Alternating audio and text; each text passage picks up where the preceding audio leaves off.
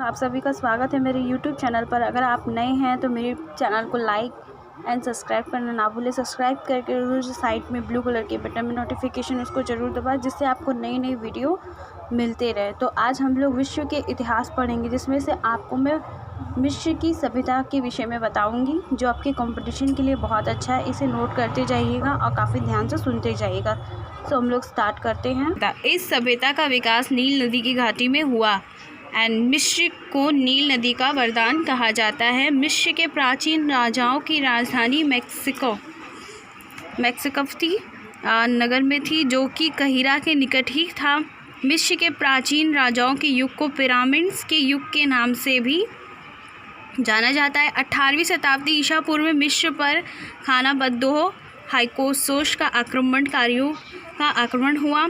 मिस्र के राजाओं को फ़िरौन नाम से भी संबोधित किया जाता है, राजाओं को फ़िरौन नाम से जाना जाता है। वहीं संपूर्ण पृथ्वी का सर्वोच्च तथा उसका आदेश कानून था। राजाओं के बाद पुरोहितों, राजकीय कर्मचारियों, दस्तकारों, किसानों तथा अंत में दासों का स्थान था। राजा बद्दो हाइकसोस जाति के लोगों ने मिस्रवासियों को घोड़े से परिचित कराया था। खानाबदोह, जिसने मिस्र में आक्रमण किया था, उसने ही यहाँ मिस्र के निवासियों को घोड़े से परिचित करवाया था। मिस्रवासियों का प्रमुख देवता सूर्य था।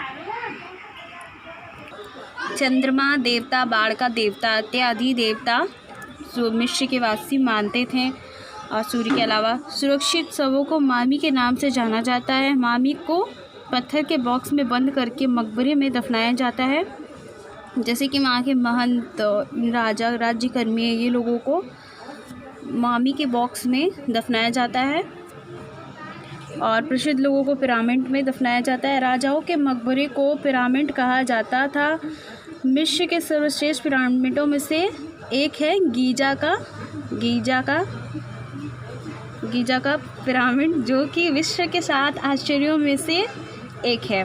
गीजा के पिरामिड का निर्माण प्राचीन राज्य के फ़िरौन शियो ने 2650 ईस्वी पूर्व के आसपास कराया था।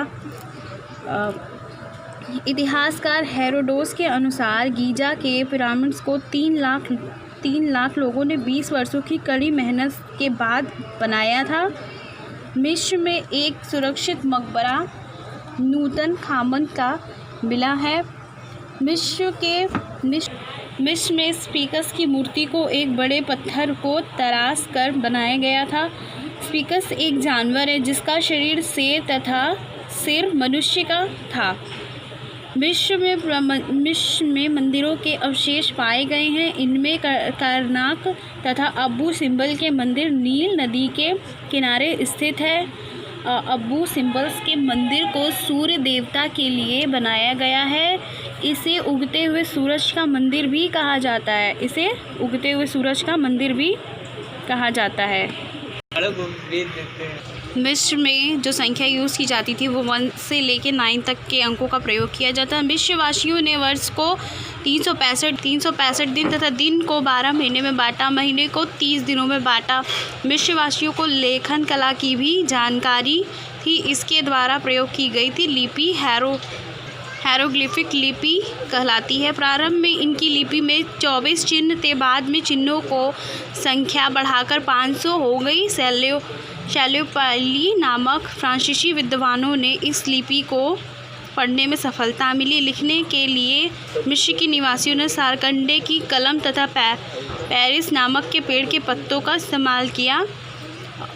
मिस्र की सभ्यता यहीं पे कंप्लीट होती है। आशा करती हूँ कि आप लोगों को समझ आया हो। तो प्लीज़ इसे नोट कीजिए या फिर स्क्रीनशॉट ले लीजिएगा। तो आप ले लीजिए screenshot. Thank you so much.